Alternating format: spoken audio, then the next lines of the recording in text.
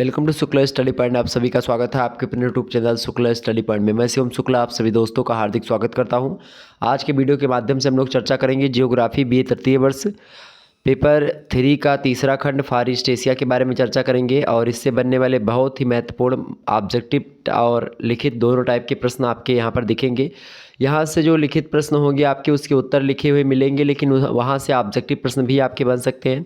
महासंग्राम revision class है 2023 की परीक्षाओं के लिए, बीए थर्ड ईयर या बीए पार्ट 3 के छात्रों के लिए। आपको बता दूं इससे पहले पेपर 1 और पेपर 2 की वीडियोस आपके चैनल पर आ चुके हैं और पेपर 3 का जो पहला पोर्शन था आपका साउथ वेस्ट एशिया उसकी वीडियो आ चुकी है। दूसरा जो पोर्शन है साउथ ईस्ट एशिया उसकी वीडियो अभी नहीं आई है। आपके कमेंट ज़्यादा आ रहे थे फार ईस्ट एशिया के, तो मैंने सोचा फार ईस्ट एशिया पहले करवा दूंगा, फिर इसके बाद में आपकी वीडियो आएगी साउथ ईस्ट एशिया की। ठीक है, तो एक प्रकार से ये तीनों आपका हो जाएगा और पेपर 1 में जो कुछ बचा हुआ है थोड़ा पार्ट अभी महासंग्राम का, उसको दूसरे पार्ट में मैं कवर करने का प्रयास करूँगा। ठीक है, तो इस प्रकार से आपको पढ़ना है। तो आज का जो वीडियो है वो फार ईस्ट एशिया यानी सुदूर पूर्व एशिया या जिसको आप पूर्वी एशिया कहते हैं, वही छात्रों के लिए महत्वपूर्ण है ये। तो जिनका भी ये है आप लोग इसको देखिएगा। देखिए प्रश्न आपसे ऐसे पूछेगा एग्जाम में, ये दीर्घ उत्तरीय टाइप का प्रश्न ऐसे पूछेगा।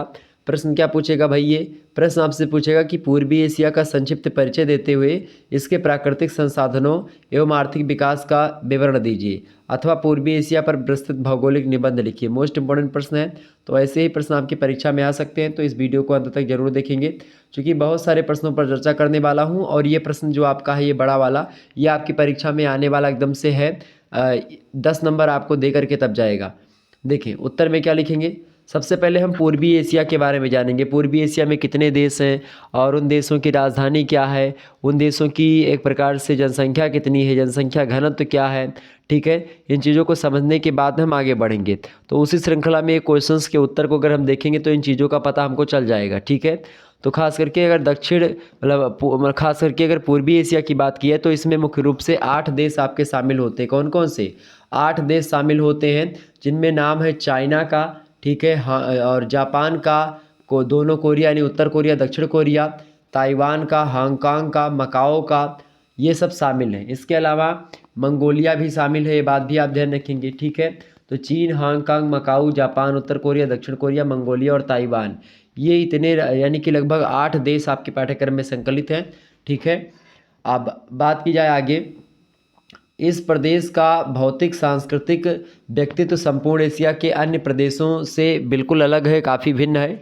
और ख़ास करके जो पूर्वी एशिया है यह दक्षिणी एशिया के आकार में लगभग 2.5 गुना और जनसंख्या में लगभग 1.5 गुना बड़ा है। चूँकि चाइना जो है दुनिया का सबसे नंबर 1 जनसंख्या वाला क्षेत्र है, वो इसी एशिया में शामिल है, पूर्वी एशिया के अंतर्गत। ठीक है, अब देखो मान लेते मैं आपको दिखाऊं पूर्वी एशिया कहाँ पर नक्शे में पड़ेगा आपका। ठीक है, ये अपना भारत है। ठीक है, ये भारत है अपना। तो ये देखिए मैं 1 मिनट पूरा नक्शा बना रहा हूँ वर्ल्ड मैप। ये देखिए अपना भारत है। ठीक है, ये अपना भारत है, इसके ऊपर पड़ता है ये चाइना। ठीक है, ये चाइना हो गया, ये आपका क्या हो गया, म्यांमार हो गया। तो ये म्यांमार वाला अगर ये सारी चीज़ें मैंने आपको खाड़ी कंट्रीज़ जो हैं इसके बारे में, म्यांमार हो गया, बर्मा हो गया, ये सब आपका पढ़ना पड़ेगा। खास करके जब आप पढ़ेंगे थाईलैंड हो गया, इन सभी के बारे में, तो मलेशिया हो गया, इंडोनेशिया हो गया, ये सब आपका इधर पड़ेगा। तो देखिए ये साउथ आपका पड़ेगा साउथ ईस्ट एशिया। ठीक है, ये क्या पड़ेगा आपका साउथ वेस्ट एशिया पड़ेगा। दक्षिण पश्चिम एशिया आपने देख लिया है, तो हाँ साउथ ईस्ट एशिया पड़ेगा यानी दक्षिण पूर्वी एशिया। तो दक्षिण पूर्वी एशिया के यहाँ के देश दक्षिण पूर्वी एशिया के हैं, लेकिन जो सुदूर पूर्व एशिया या जिसको आप फार ईस्ट एशिया बोलते हैं, वो चाइना, आप यहाँ पर चीन को मिला लें, चीन हो गया आपका। और इधर जब चीन के इधर जाएंगे, इधर चाइना सागर के बगल में इधर आप देखेंगे तो यहाँ पर आपका जापान पड़ता है, तो जापान है। इधर चाइना के ऊपर ही आप देखते हैं तो उत्तर कोरिया और दक्षिण कोरिया है।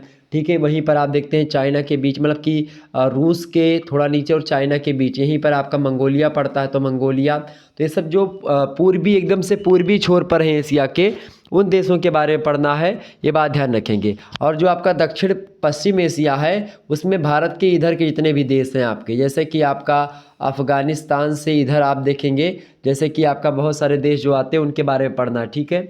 तो उसके बारे में मैंने आपको ऑलरेडी बता रखा। तो जैसे जो गल्फ़ कंट्रीज़ हैं उन्हीं गल्फ़ कंट्रीज़ के बारे में आपको पढ़ना है, जिसमें आपको पता होगा तेल वाले सऊदी अरब हो गया, ईरान, कुवैत, ठीक है, इराक, कतर, ओमान, संयुक्त अरब अमीरात, इन सभी देशों के बारे में आपको पढ़ना है, ठीक है।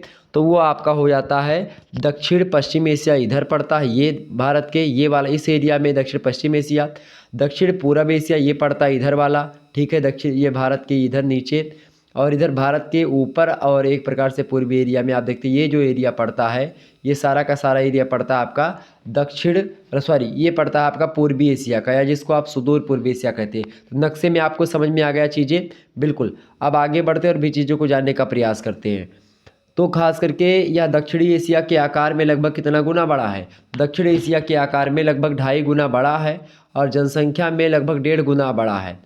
आकार और जनसंख्या, संसाधन, प्राकृतिक प्रखंडों के विस्तार और आर्थिक विकास, इन सभी की दृष्टि से देखा जाए तो चाइना और जापान में जितना अंतर है उतना एशिया के किसी अन्य भाग में नहीं है। एक और आप देखते हैं चीन जैसा बृहदाकार राष्ट्र है। चीन बहुत बड़ा एक प्रकार से ज़मीनी जायदाद में भी तीसरे नंबर पर आता है लगभग, यानी अगर क्षेत्रफल की दृष्टि से देखें तो तीसरे नंबर पर चाइना आता है। और अगर जापान की बात की जाए तो जापान, कोरिया जो है, खास करके जापान और ये कोरिया जो उत्तर कोरिया दक्षिण कोरिया हैं, ये छोटी द्वीप हैं, प्रायद्वीप देश हैं। ये जापान मुख्यतः तो द्वीपों पर ही बसा हुआ एक देश है। तो कहीं ना कहीं पे एक तरफ विशाल भूखंड है जहाँ पर पर्वत, पठार, झील, नदियाँ, तमाम प्रकार की चीज़ें मिलेंगी। एक जापान है जो कि एक प्रकार से केवल द्वीपीय देश है, लेकिन जापान एक प्रकार से फिर भी डेवलप देश है, ये बात भी आप ध्यान रखेंगे। तो ये चीज़ है, ठीक है। और अन्य भौतिक स्वरूपों तथा बृहद पर्वत, विशाल मरुस्थल, विविध प्रकार के मैदान आप देखेंगे, नदियों, इन सभी के विस्तार में चाइना अन्य देशों की अपेक्षा कई गुना बड़ा है। प्रत्यक्ष रूप से ये देश पश्चिमी देशों के उपनिवेश नहीं थे, यानी अगर देखा जाए तो इंग्लैंड वगैरह का कब्जा यहाँ पर उतना नहीं था, आप देखते हैं, ठीक है। तो पश्चिमी देशों के गुलाम नहीं थे, उपनिवेश नहीं थे, फिर भी इनके हिस्से सदियों तक परस्पर एक दूसरे के राजनीतिक, आर्थिक या सांस्कृतिक प्रभाव में रहे। इसका प्रमुख कारण पूर्वी एशियाई देशों की भौगोलिक स्थिति तथा उनकी राजनीतिक सांस्कृतिक विरासत है, जो कि राजनीतिक स्वतंत्रता को अक्षुण्ण रखने में सहायक बनी रहती है। और ये देश जो है खास करके पश्चिमी देशों में सामुद्रिक मार्गों से अपेक्षाकृत दूर भी पड़ते हैं, और इसी कारण से इस प्रदेश को सुदूर पूर्व की संज्ञा दी गई, चूँकि ये दूर पड़ते हैं, ठीक है। तो खास करके ये देश, अच्छा, इस देश में आपको खास करके सुदूर पूर्व एशिया की जब हम बात करते हैं तो आपको मुख्य 2 देशों के बारे में आपको अध्ययन करना होता है। अगर आपने जापान और चाइना के बारे में अच्छे तरीके से पढ़ लिया, जापान की मिट्टी के बारे में, जापान में वर्षा के बारे में, जापान के खनिज संसाधनों के बारे में, जापान की मिट्टी और जापान के द्वीपों के बारे में, अगर कृषि के बारे में वहाँ के अगर आपने पढ़ लिया, ऐसे चाइना की कृषि और वनस्पति, इन सभी के बारे में, मिट्टी के बारे में, द्वीपों के बारे में, नदियों के बारे में अगर आपने पढ़ लिया तो निश्चित तौर पर आपको कहीं अलग से प्रश्न नहीं आएगा। केवल जापान और चाइना से सारा का सारा प्रश्न अगर आपने जापान और चाइना को तैयार कर लिया, बाकी किसी को नहीं तैयार किया, तो आप मान करके चलो कि आपका पेपर बहुत अच्छा हो जाएगा, ठीक है। तो केवल 2 देश इसमें सबसे महत्वपूर्ण है, एक जापान और दूसरा चाइना, और इसी दोनों से प्रश्न आपके लगभग 90% प्रश्न जो होते हैं इन्हीं 2 देशों से आते हैं। पूर्वी एशिया एक ऐसी भौगोलिक और सांस्कृतिक इकाई है जिसमें आंतरिक समता और विषमता का विरोधाभास भी देखने को मिलता है। चीन की संस्कृति से जापानी और कोरियाई संस्कृति और वेशभूषा, खान पान, रस्म रिवाज आप देखते हैं, कुछ ऐतिहासिक, कुछ राजनीतिक परंपराओं में भिन्नता आपको दिखाई पड़ेगी चाइना और जापान में, इसके अलावा कोरिया में। आगे बढ़ते हैं और भी चीज़ों को जानने का प्रयास करते हैं। परंपराओं में भी भिन्नता पाई जाती है, लेकिन यह सत्य है कि जापान एवं कोरिया चीन के राजनीतिक सांस्कृतिक अनुज रहे हैं, यानी भाई। राजनीतिक और सांस्कृतिक तौर पर अगर देखें तो छोटे भाई रहे हैं जापान और कोरिया चाइना के। चीन का प्रभाव उनमें प्रचुर मात्रा में पाया जाता, चाहे मतलब कि जापान की बात की जाए चाहे कोरिया की बात की जाए। अब प्राकृतिक संसाधन और आर्थिक विकास की दृष्टि से देख लेते हैं दक्षिण पूर्वी एशिया, मतलब कि खास करके पूर्वी एशिया को। दक्षिण पूर्वी गलती से निकल गया, पूर्वी एशिया, ठीक है। तो क्षेत्रफल, जनसंख्या, कृषि, खनिज, औद्योगिक विकास, तकनीकी, सांस्कृतिक गुणों, इन सभी की दृष्टि से अगर देखें तो एशिया के अन्य प्रदेशों की अपेक्षा पूर्वी एशिया जो है वो बृहद है, संपन्न है और ख़ास करके ये ऐसा प्रखंड है जो कि सभी चीज़ें यहाँ पर आप देखते हैं, जापान जैसे डेवलप्ड कंट्रीज़ हैं, चाइना की मुक्ति सेना है, चाइना एक प्रकार से आप देखते हैं अमेरिका रूस को टक्कर दे सकता है, इतनी पावरफुल कंट्री है चाइना, ठीक है। और यहाँ आधुनिक दृष्टि से भी अधिक उन्नति हुई है। एशिया का एकमात्र आधुनिक औद्योगिक और विकसित राष्ट्र और विश्व का तीसरा बृहत औद्योगिक देश जो है जापान, खास करके इसी प्रदेश में स्थित है। साथ ही साथ विश्व की तीसरी सबसे बड़ी शक्ति चाइना, ये भी पूर्वी एशिया के अंतर्गत आती है। और पूरे प्रदेश में विभिन्न तरीके से कृषि, खनिज और औद्योगिक संसाधनों के वितरण में राष्ट्रीय और अंतर्देशीय स्तर पर अगर देखा जाए तो काफ़ी असमानता और असंबद्धता है। लेकिन संपूर्णता अगर यह एशिया में अगर देखेंगे, इस एशिया में, पूर्वी एशिया में, तो यह एशिया का सर्वाधिक महत्वपूर्ण प्रखंड रहा है हर दृष्टि से। चाहे मैं बारिश की बात कर लूँ और चाहे पर्वत की, पठारों की या मैदानों की बात कर लूँ, नदियों की बात कर लूँ, उपज की बात कर लूँ, खनिज संसाधनों की बात कर लूँ, वनस्पतियों की बात कर लूँ, हर एक मामलों में ये अपने आप में संपन्न है, ठीक है। कृषि और मानव बसाव की दृष्टि से यहाँ का लगभग 3/4 से अधिक भाग विषम भौम्याकारों और उच्चावचीय स्वरूपों के कारण से अनुपयुक्त है। यानी लगभग मानव बसाव और कृषि कि एक प्रकार से खास करके 3/4 भाग पर होती ही नहीं है, क्योंकि वो खास करके भौगोलिक आकार ही उसका उतना अच्छा नहीं कि ताकि उस पर खेती या लोग रह सकें। और चीन के 2/3 भागों में लगभग 25 सेंटीमीटर से कम वार्षिक वर्षा होती है, और ख़ास करके कि वर्षा कम होती है कुछ क्षेत्रों में, चीन के 2/3 भागों में। और इस विशाल भूखंड में विशाल नखलिस्तानी कृषि भी संभव है। चीन का पूर्वी भाग नम है, जिसमें राष्ट्र के अधिकांश कृषि संसाधन जल, वन, जनसंख्या, नगर, औद्योगिक और ख़ास करके सांस्कृतिक भूदृश्य भी देखने को मिलता है। भारत की तरह ही आप देखेंगे यहाँ भी कृषि सर्वप्रधान पेशा रही है, चाइना में भी और दक्षिणी पूर्वी एशिया में भी। मानसून एशिया में यहीं पर अधिकांश एक प्रकार से पैदा मानसून एशिया खास करके जो है, इसी को मानसून एशिया भी कहते हैं, क्योंकि मानसून यहाँ पर अधिक मात्रा में आप देखते हैं प्रभावी रहता है। तो यहाँ पर इसी कारण से चावल ज़्यादा होता है चाइना वगैरह में, क्योंकि यही और जापान में भी चावल और मच्छी, चाइना में भी चावल मच्छी का भोग वहाँ पर खाते पीते हैं। और ख़ास करके क्योंकि यहीं प्रति हेक्टेयर उपज की अधिक होती है चावल की, और क्षेत्रफल भी अधिक है चावल की कृषि के लिए, ठीक है। आगे बढ़ते एक तालिका के माध्यम से हम पूर्वी एशिया और उसके देश के बारे में और जनसंख्या समूह के बारे में 2010 और 11 की जनगणना के अनुसार हम देखने का प्रयास करेंगे। देश इधर लिखे हुए हैं, आप देख सकते हो, ठीक है। इसके अलावा राजधानी, क्षेत्रफल, जनसंख्या 2010 के अकॉर्डिंग, और जनसंख्या घनत्व प्रति वर्ग किलोमीटर में कितने व्यक्ति निवास करते हैं। तो देखिए पहला जो देश है आपका, कौन सा देश है भाई, देखिएगा चाइना। चाइना की अगर बात की जाए तो चाइना की राजधानी क्या है, बीजिंग।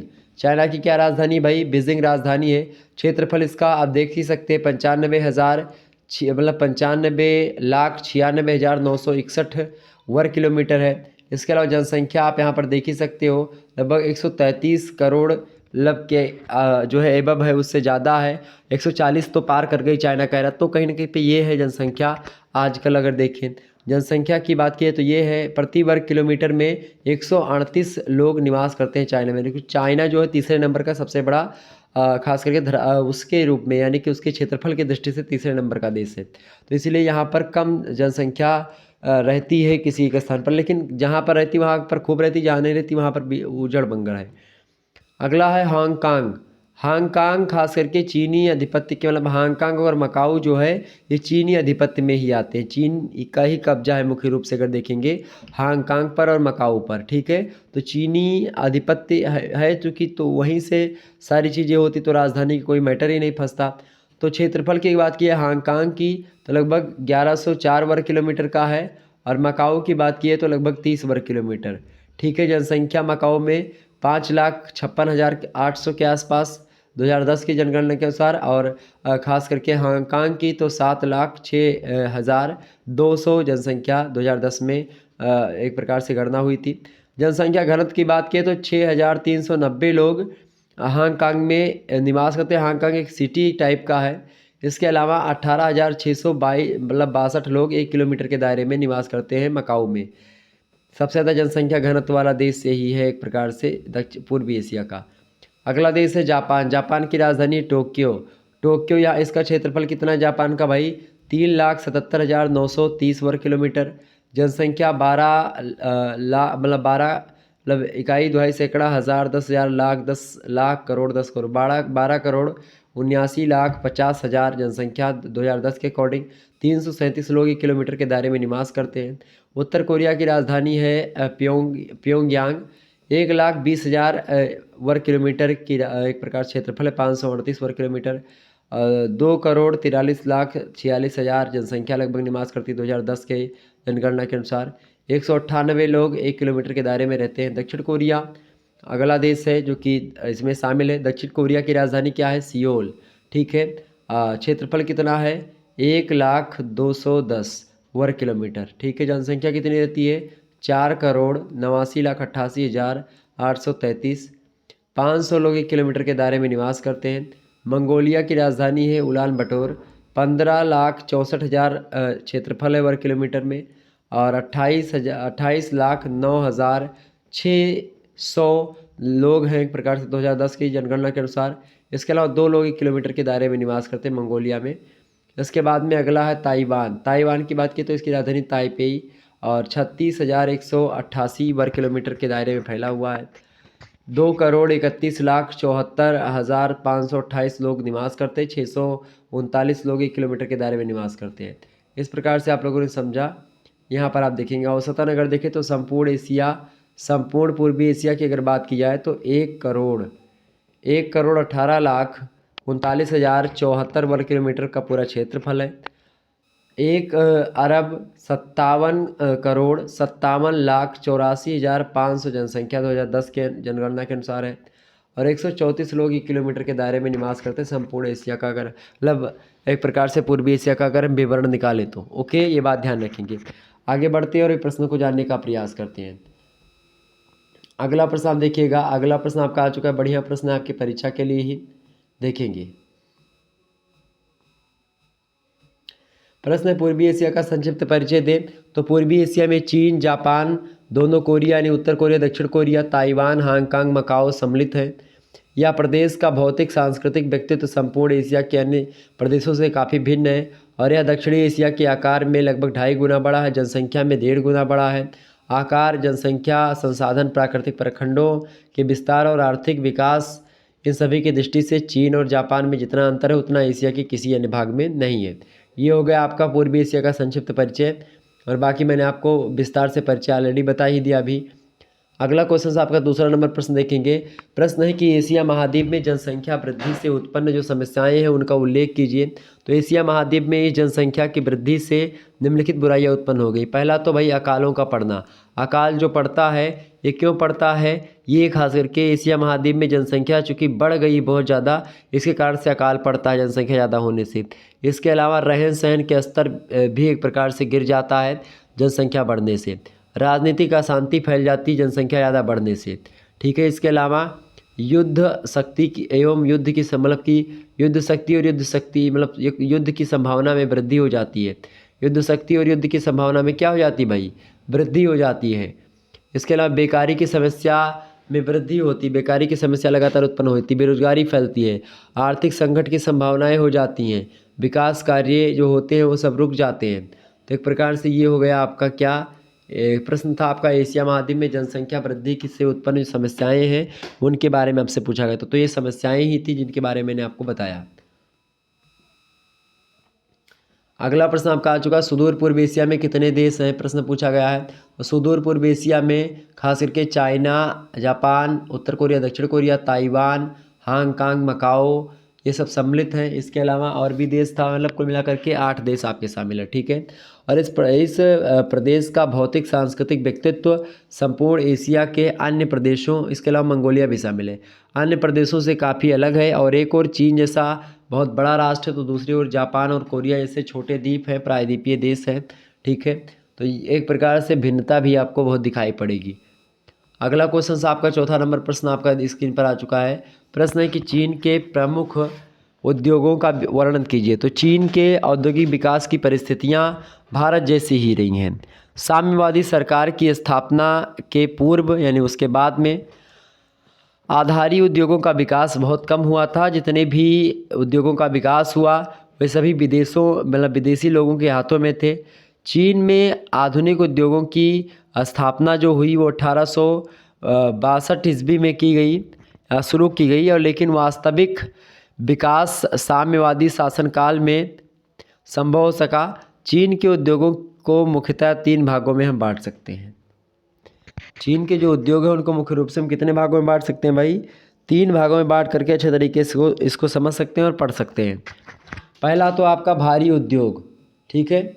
अच्छा, भारी उद्योग, दूसरा है लघु उद्योग, तीसरा है कुटीर उद्योग। भारी उद्योग जो चीन में होता है उसमें लौह इस्पात का उद्योग चाइना में होता है, वस्त्र उद्योग होता है, सीमेंट भी चाइना में बनती है, मशीन भी बनती है, इंजीनियरिंग के काम भी होते हैं, ट्रैक्टर भी बनता है चाइना में, विद्युत यंत्र बनता है, तेल शोधन के जो है प्रकार से जो चीज़ें हैं वो होता है। इसके अलावा जो निर्माण के उपकरण होते हैं वो भी भारी उद्योगों में शामिल है जो कि चाइना में होते हैं। इसके अलावा लघु उद्योग की बात करें तो कृषि जो है छोटे कृषि यंत्र, चमड़ा, गृह निर्माण के उपकरण, बर्तन, धातु पदार्थ और खेल का सामान, प्लास्टिक, सौंदर्य प्रशासन के सामान, ये सब क्या हैं? ये सब लघु उद्योग है। किसके उद्योग है भाई? ये सब आपके ये चाइना के उद्योगों की मैं बात कर रहा हूँ, तो चाइना के उद्योग हैं लघु उद्योग। और तीसरा जो उद्योग होता है चाइना में होता है कुटीर उद्योग। कुटीर उद्योग की बात की जाए तो पूरे देश में जो फैले हुए जो व्यापार हैं वो कुटीर उद्योग हैं। ओके, आगे बढ़ते हुए प्रश्नों को जानने का प्रयास। 5वां क्वेश्चन आपका है चाइना के प्रमुख औद्योगिक प्रदेशों का नाम उल्लेख कीजिए। तो चीन में 3 प्रमुख औद्योगिक प्रदेश और दर्जन से अधिक लघु औद्योगिक प्रदेश हैं। प्रमुख औद्योगिक प्रदेश हैं, पहला तो है उत्तरी पूर्वी औद्योगिक प्रदेश, दूसरा है बीजिंग ताइवान सिंगटाओ औद्योगिक प्रदेश और तीसरा है शंघाई वुहान औद्योगिक प्रदेश। ये तीनों प्रदेश बहुत इंपॉर्टेंट है, आपके परीक्षा में बार बार प्रश्न आता है। क्या भाई? उत्तरी पूर्वी औद्योगिक प्रदेश, दूसरा बीजिंग ताइवान सिंगटाओ औद्योगिक प्रदेश, तीसरा है शंघाई वुहान औद्योगिक प्रदेश। ठीक है, इसके बाद में आगे बढ़ते थोड़ा सा। अगला क्वेश्चन आपका है 6ठा नंबर देखेंगे। चीन में उत्पादित प्रमुख फसलों का उल्लेख कीजिए। चीन में कौन कौन सी फसलें उगाई जाती हैं? तो यही सब आपसे जापान के बारे में पूछा जाएगा। तो चीन में फसलों की अगर बात की तो चीन में उत्पादित फसलों को 2 भागों में विभक्त किया जा सकता है। पहला तो खाद्यान्न फसलें, दूसरा है नकदी फसलें। खाद्यान्न फसलों के अंतर्गत खाद्यान्नों में धान उगाया जाता है जो है चाइना में। इसके अलावा गेहूँ उगाया जाता है और इसके अतिरिक्त सोयाबीन जो है केओलिन, इसके अलावा ज्वार, बाजरा, जौ, ये सब भी खाद्यान्न फसलों के अंतर्गत आते हैं और जो कि चाइना में उत्पादित किए जाते हैं। इसके अंदर नकदी फसलें उत्पादित की जाती बहुत ज़्यादा। इसके अंतर्गत जैसे कपास का उत्पादन हो गया, चाय, रेशम, रबर, तंबाकू, ये सब एक प्रकार से प्रमुख रूप से जो है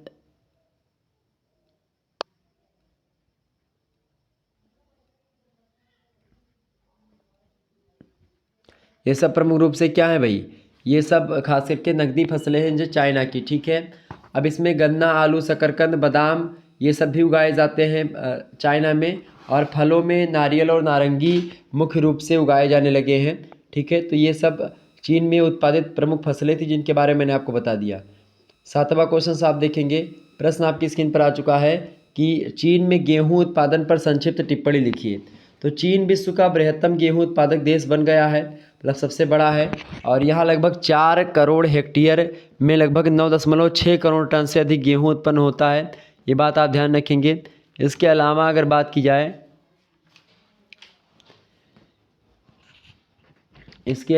बात की जाए तो खास करके जो विश्व का लगभग 16.1% है, 16.1% है खास करके जो उगाया जाता है गेहूँ। और इसके अलावा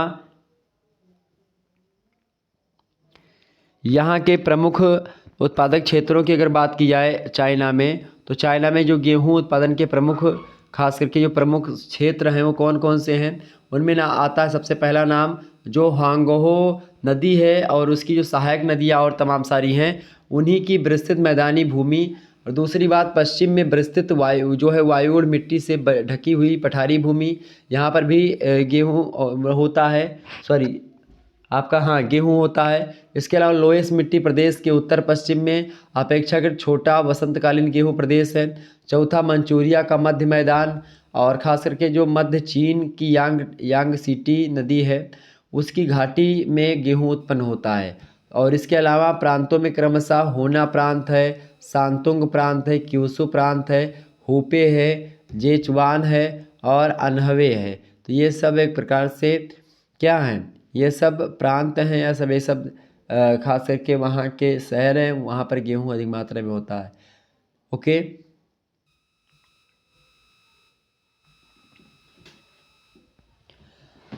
अगला क्वेश्चन आप सभी लोग देखेंगे। 8वां क्वेश्चन आपकी स्क्रीन पर आ चुका है। चीन में कपास उत्पादन का विवरण दीजिए। तो चीन विश्व का बृहत्तम यानी लगभग 28.6% कपास का उत्पादन करता है और यहाँ का उत्पादन 48 लाख टन होने लगा है। अब यहाँ के प्रमुख क्षेत्रों में यानी चीन के सबसे पहली बात मध्य पूर्वी चीन यांगसीटी की उत्तम जो घाटी है, अच्छी जो घाटी एक प्रकार से बीच में स्थित है। प्रमुखता हकाऊ वाला जो क्षेत्र है, हैकाऊ वाला, वहाँ का डेल्टा क्षेत्र और जो अन्य सहायक नदियों की घाटियाँ हैं उनमें क्या उत्पन्न होता है, कपास की खेती होती है। इसके अलावा उत्तरी चीन में हुआंगहो और सहायक नदी घाटियों में जो उपजाऊ क्षेत्र होता है, जो काप मिट्टी वाला प्रदेश है, वहाँ पर जहाँ सिंचाई की सुविधा उपलब्ध है वहाँ पर भी कपास की खेती होती है। इसके अलावा पश्चिम चाइना और सिक्यांग के कुछ प्रदेशों में जहाँ सिंचाई सुविधा तेज़ी से बढ़ रही है विशेष उल्लेखनीय है। अग्रणी प्रांतों में क्यूशू, सांतुंग, हुपे, होनान, सेंसी, जेचुआन और शांसी प्रमुख उत्पादक हैं। ये खास करके कपास उत्पादन में चाइना के बारे में मैंने बताया। अगला क्वेश्चन आपका आ चुका 9वां नंबर देखेंगे। चीन में साग सब्जी और फल उत्पादन का विवरण दीजिए। तो कृषि उत्पादों के अतिरिक्त आप देखते हैं चाइना में विभिन्न प्रकार की साग सब्जियों और फलों का उत्पादन भी होता है। चीन का फल व सब्जी के उत्पादन में विश्व में प्रथम स्थान है, ये बात भी ध्यान रखेंगे। आलू उत्पादन प्राय सभी प्रांतों में होता है। चाइना में हर जगह आलू मिलतेगी। शकरकंद भी मुख्य रूप से चाइना के दक्षिणी पूर्वी भाग में पैदा किया जाता है। शुष्क जलवायु के क्षेत्रों में बादाम का उत्पादन भी होता है। चाइना में अंगूर, सेब, नारंगी, नाशपाती, पाइनएप्पल यानी कि एक प्रकार से पाइनएप्पल माने क्या होता है, अनानास, उसकी लीची, केला, इन सभी का अधिक मात्रा में एक प्रकार से उत्पादन होता है। अधिकांश फलों का उत्पादन चाइना के दक्षिणी पूर्वी भागों के बाग में होता है और पहाड़ी तथा शुष्क क्षेत्रों में सरकार के द्वारा फलों के बाग लगाए जा रहे हैं लगातार, और वहाँ से इसीलिए आप देखते हैं फल वगैरह और सब्जियों के उत्पादन में चाइना नंबर 1 है। 10वां क्वेश्चन आप देखेंगे। जापान को कितने भौतिक खंडों में विभाजित किया गया है। तो धरातलीय विषमताओं और उच्चावची स्वरूपों की विविधता के आधार पर जापान की अगर बात की जाए तो उसको 4 भागों में बांटा जाता है। सबसे पहला जो है होक्काइडो द्वीप, दूसरा है उत्तरी पूर्वी प्रखंड, तीसरा है मध्यवर्ती फोसा मैग्ना कांटो प्रखंड और चौथा दक्षिणी पश्चिमी प्रखंड। ये 4 प्रखंड हैं, ये भौतिक प्रखंड हैं जापान के। ठीक है, कौन कौन से? होक्काइडो उत्तरी पूर्वी प्रखंड, मध्यवर्ती फोसा मैग्ना कांटो प्रखंड और दक्षिणी पश्चिमी प्रखंड। ये 4 प्रखंड हैं जापान के। ये सब प्रश्न आप एकदम से रट लेंगे, आपकी परीक्षा में आने वाले हैं। अगला क्वेश्चन आप देखिएगा, 11 नंबर प्रश्न आपकी स्क्रीन पर आ चुका है। देखिएगा सभी लोग, प्रश्न है कि जापान का मृदा संसाधन बताइए। तो जापान के मृदा संसाधन की बात की तो जापान का 85% भाग जो है ये पर्वतीय और पठारी है। यहाँ मृदा आवरण कृषि के अयोग्य है, यानी जो ढकी हुई मृदा है वो क्या है, कृषि के योग्य नहीं है। और शेष 15% जो भाग है उस पर क्या होती है, जो कि 85% पर्वत और पठार है तो खेती उस पर होगी नहीं। तो जो 15% शेष बच रहा है उस पर अधिकांश मिट्टियाँ अर्ध विकसित हैं, यानी पूरी तरीके से विकसित नहीं है। नदी घाटी क्षेत्रों की ही मिट्टियाँ विकसित हैं जो अपेक्षाकृत कम उपजाऊ हैं।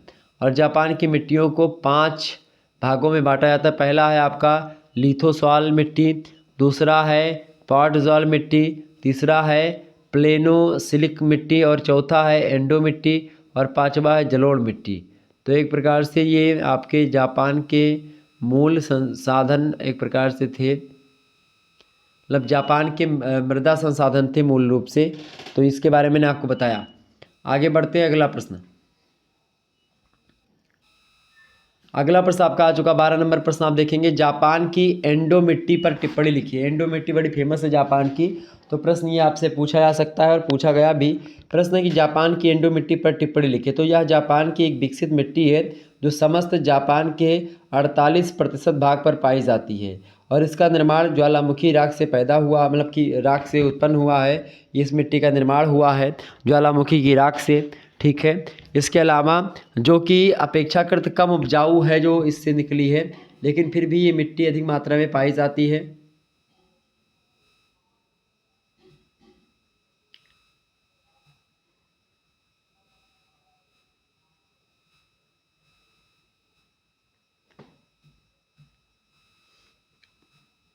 यह मिट्टी दक्षिण क्यूसू के खास करके कागोसीमा प्रीफेक्चर, पूर्वी मध्यवर्ती हांसू के कांटो मैदान, दक्षिणी पूर्वी की होक्काइडो में ये सब मिट्टी पाई जाती है।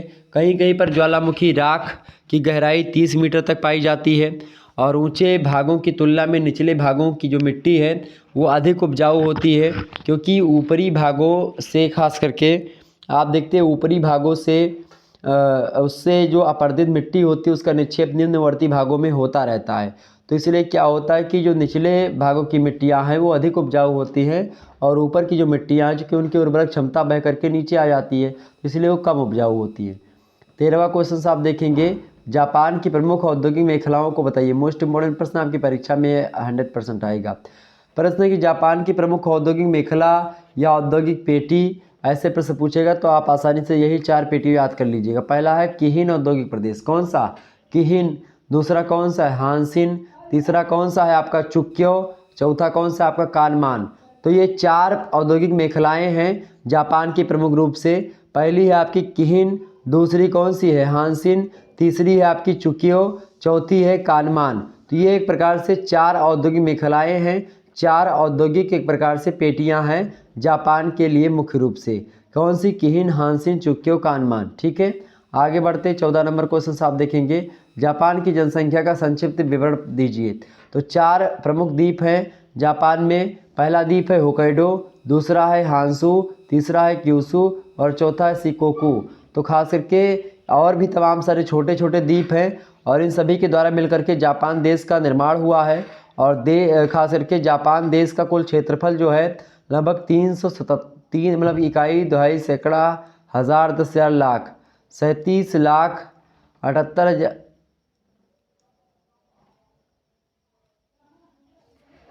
जापान का क्षेत्रफल कितना है भाई? सभी लोग बताने का प्रयास करेंगे। 1 मिनट।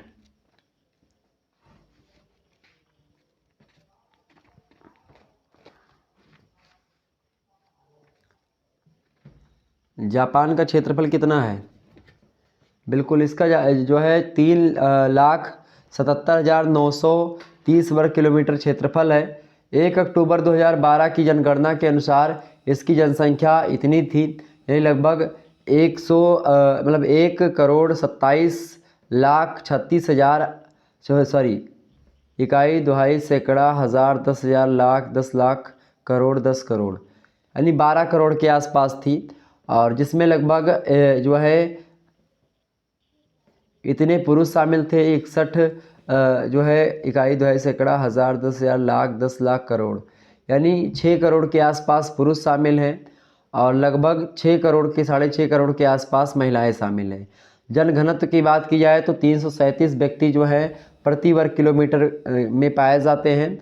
और ख़ास करके 1998 की जनगणना देखी जाए तो 126.49 मिलियन और सन 2000 की प्रक्षेपित जनसंख्या नीति में 127.13 मिलियन जनसंख्या थी जापान की, ये बात ध्यान रखेंगे। 15वां क्वेश्चन आप देखेंगे, प्रश्न है कि जापान के यौन अनुपात का विवरण दीजिए। तो सन 1990 ईस्वी में जापान में प्रति 1000 महिलाओं पर पुरुषों की संख्या 968 थी, यानी पुरुष कम थे।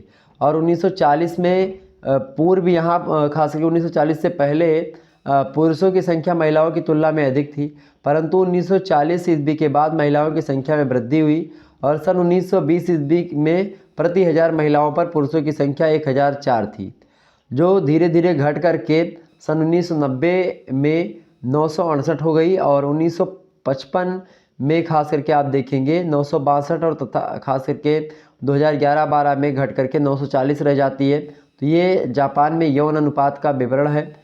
नेक्स्ट क्वेश्चन आपका आ चुका 16वां नंबर आप प्रश्न देखेंगे, चीन की 3 प्रमुख नदियों के नाम बताइए। तो चीन की 3 प्रमुख नदियों के नाम कौन से हैं?